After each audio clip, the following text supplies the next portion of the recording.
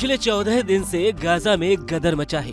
Hamas Israel का बारूद सबसे ज्यादा गाजा पर ही बरस रहा है। घर, मकान, दुकान सब खंडर बन चुके हैं।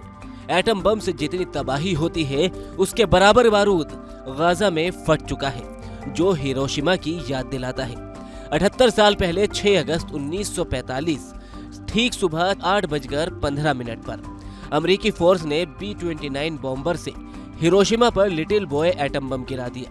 43 सेकंड में ये हिरोशिमा से टकराया।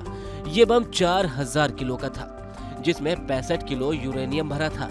1,40,000 लोग इसमें एक झटके में मर गए। गाजा में तबाही तो इतनी नहीं है, लेकिन हालात भयावह है। अब तक गाजा पर कितना बारूद बरसा, कितनी गोलियां चली, कितनी मिसाइलें दागी गई, इसकी रिपोर्ट बहुत डरावनी है। 14 दिन में गाजा पर इजराइल 6 टन से ज्यादा बारूद गिरा चुका है। गाजा पर 8000 बम अब तक फट चुके हैं। इजराइल 4000 ठिकानों को टारगेट कर चुका है। 11 लाख लोग गाजा से विस्थापित हो चुके हैं। बमबारी में गाजा के 30% घर तबाह हो चुके हैं। 136 से ज्यादा स्वास्थ्य केंद्रों पर हमला हो चुका है। तबाही हिरोशिमा की याद दिलाती है।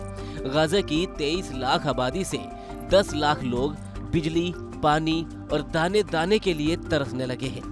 राहत सामग्री से भरे 100 ट्रक मिस्र की रफाह क्रॉसिंग पर खड़े हैं। पहले हवाई हमलों का हवाला देकर मिस्र ने ट्रकों के पहिए जाम कर रखे थे, यानी मिस्र रफा क्रॉसिंग से ट्रकों को गाजा में एंट्री नहीं दे रहा था। हालांकि इस बीच रफा क्रॉसिंग को खोल दिया गया है और 20 ट्रक राहत सामग्री लेकर गाजा के लिए रवाना भी हो चुके हैं। मगर सवाल ये है कि आखिर ये रफा क्रॉसिंग है क्या? तो चलिए ये भी जानिए। रफा क्रॉसिंग गाजा पट्टी के दक्षिण में एक बॉर्डर क्रॉसिंग है।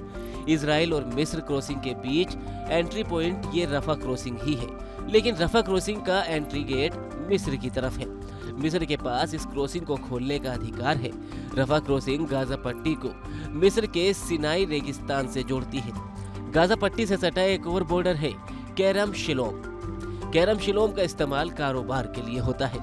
7 अक्टूबर के बाद से ही ये दोनों बॉर्डर लगातार बंद है।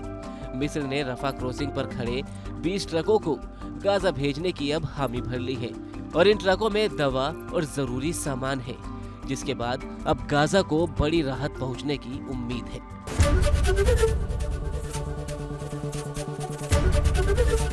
ABP गंगा, खबर आपकी, जुबान आपकी।